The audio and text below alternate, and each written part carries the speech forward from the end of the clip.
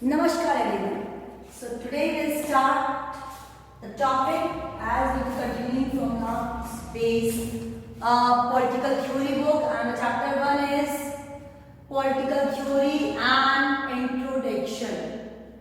Political theory के introduction के बारे में हम इन दिनों पढ़ रहे थे and we came to know about like how the political theory is very important in our life and how we can know about more and more aspects of political theory.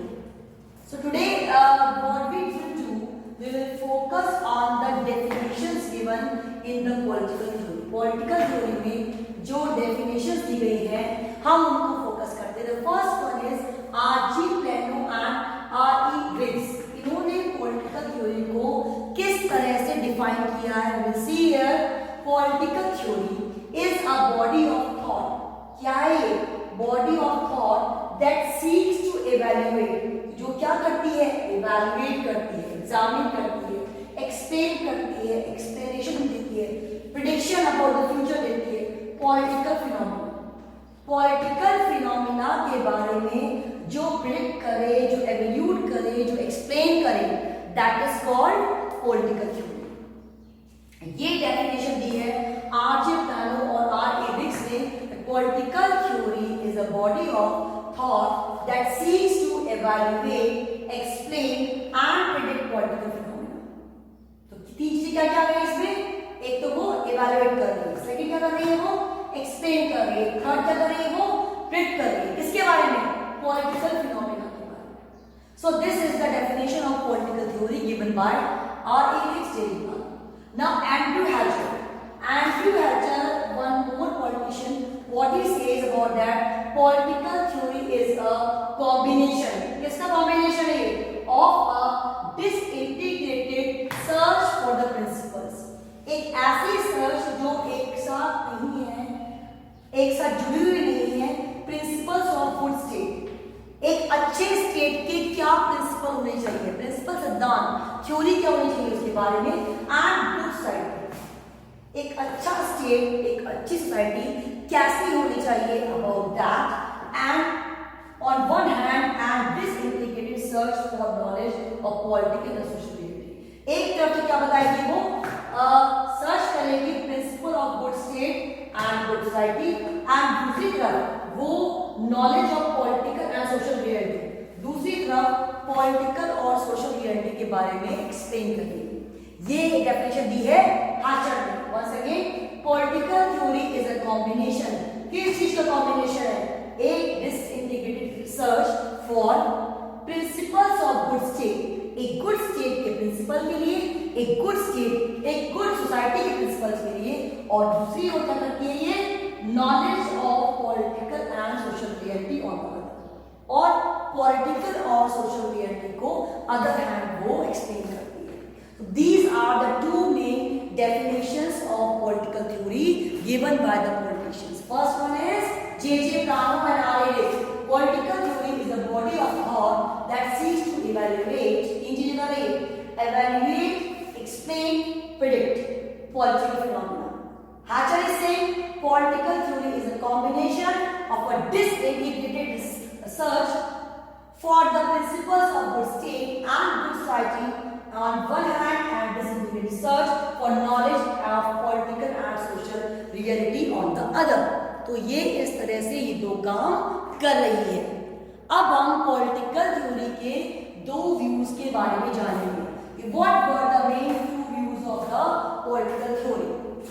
So we can see there were two notions. One is traditional, one is modern. एक तो आपका traditional है और एक है modern. ये क्या कहते हैं? फर्स्ट वन, ये जो है वैल्यू बेस्ड होती है. जो हम पॉलिटिकल थ्योरी के व्यूज देखते हैं स्टडी के, ये वैल्यू बेस्ड है. और जो मॉडर्न थ्योरी है वो वैल्यू फ्री है, वो वैल्यूज को इसमें इन्वॉल्व नहीं करती. इसी तरह अगर हम दोबारा ट्रेडिशन की बात करें, सेकेंड वन, ये फॉर्मल इंस्टीट्यूशंस को ही के बारे में बताती है एंड स्टडी करती है. और ये जो है हमारी मॉडर्न थ्योरी थोड़ी वाइड है, ब्रॉड है, फॉर्मल और इनफॉर्मल दोनों तरह के इंस्टीट्यूशन के बारे में भी पढ़ती है. So what is the difference in traditional and modern? Traditional क्या करेगी, value based, modern is value free, and in the traditional value it is focusing on the formal institutions only, and in the modern view it is focusing on the formal and informal both type of institutions. So in such a way political theory is working in the broad manner.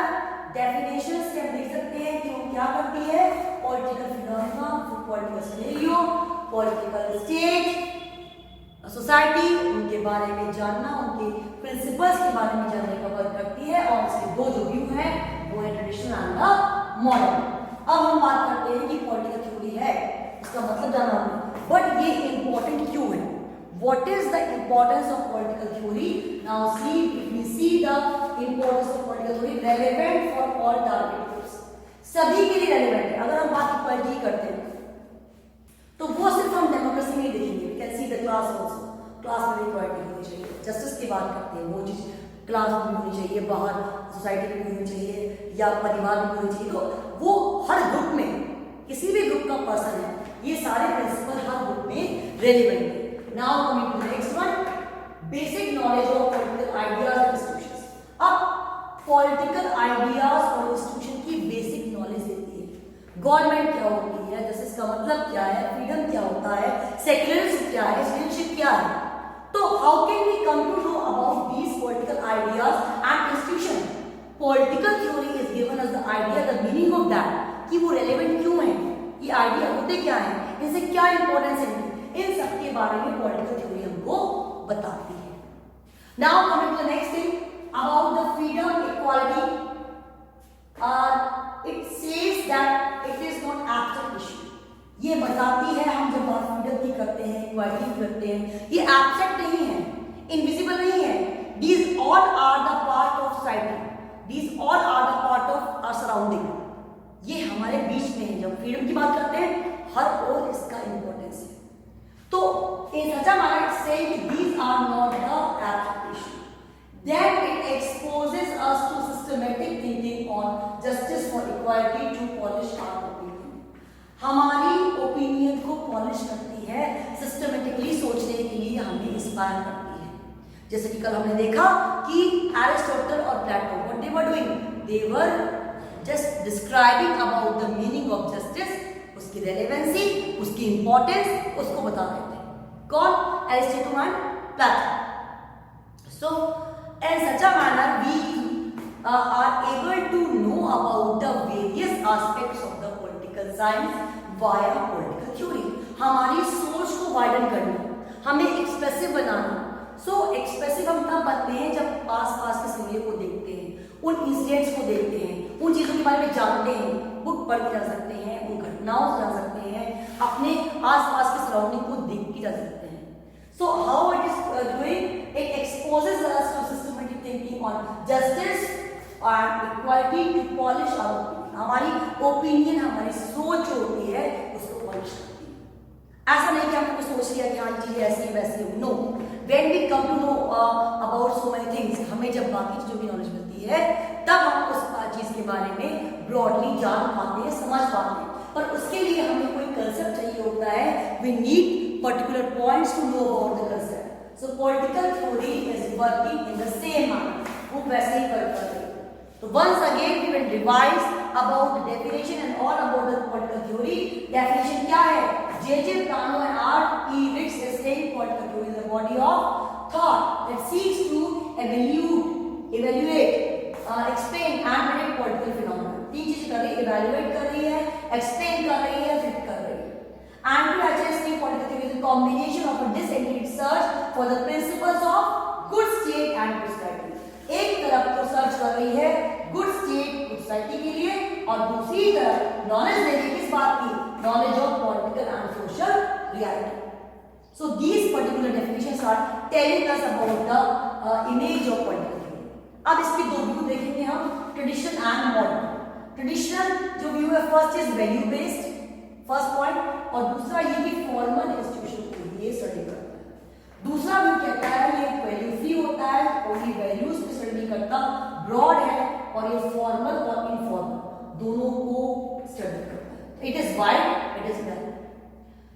Then we about the significance और the importance of political theory, relevant है all target groups के लिए, basic knowledge देती है political ideas और institution के लिए, freedom equality जो है उसको कहती है, ये सब जो आपके एब्स्ट्रैक्ट इशू नहीं है, सब्स्ट्रैक्ट है, we need to be relevant for that, and expose करती है सिस्टमैटिक थिंकिंग के लिए, जिससे हमारी जो ओपिनियन है वो इक्वालिटी के बारे में, जस्टिस के बारे में, फ्रीडम के बारे में पॉलिश हो पाए. It means it is really significant, it is very important.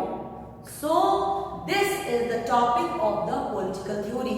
ये हमारे लिए कैसे इंपॉर्टेंट है, tomorrow we will discuss few questions about the chapter. हम रिवीजन भी हैंड टू हैंड साथ में करेंगे, जिससे आपको कंसेप्ट और अच्छे से समझ में आए. चैप्टर में से जो क्वेश्चंस आते हैं which are suppose to come in exam, और you need to solve that, जिससे आपको करना इजी हो जाए. I am going to send you the link of CBSE. आप उसमें से क्वेश्चंस और आंसर का पैटर्न देखिए. सो डेफिनेशंस हम एज इट इज लर्न करें. Definitions are very important. You have to write the definitions as it is. It is going to enrich your answer. आपका answer अच्छा बनता है definition से. Points को clear रखिए सारे कि कौन सा point किस importance के बारे में बता रहा है. It will be good to you. Read from NCERT. NCERT से chapter 1 to 1 line आप read करें, उससे आपको easy रहेगा समझना. इसके साथ ही आपको अपना जो notes का notebook है, you have to maintain it in a proper manner so that when you are going to revise, आपको सारी चीजें अच्छे से लर्न हो जाए. So this was the topic of the day. Do revise topic, do read from the chapter. Tomorrow we are going to discuss few questions from the chapter, and definitely you need to learn the questions answers also. As far as the type of questions are concern, passage based questions आते हैं आपके, correct and rewrite sentence आते हैं, आपको बताया था मैंने पहले भी. इसके साथ ही आपके कुछ ऑब्जेक्टिव्स भी आते हैं. So variety of questions are there. So जो आपके short questions होते हैं, very short होते हैं, these are little bit typical one, क्योंकि उसमें आपको सोचना पड़ता है, फाइंड आउट करना पड़ता है. तो हमारी प्रिपरेशन थॉरोली होती है, then it's easy for us to give the answer.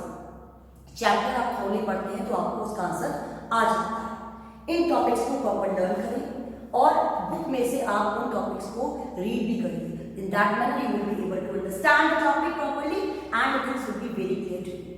So, once again, the questions I am going to give you in the WhatsApp group. You need to solve the question in your notebook. Do revise the topic. Don't forget to read from NCERT. Thank you so much.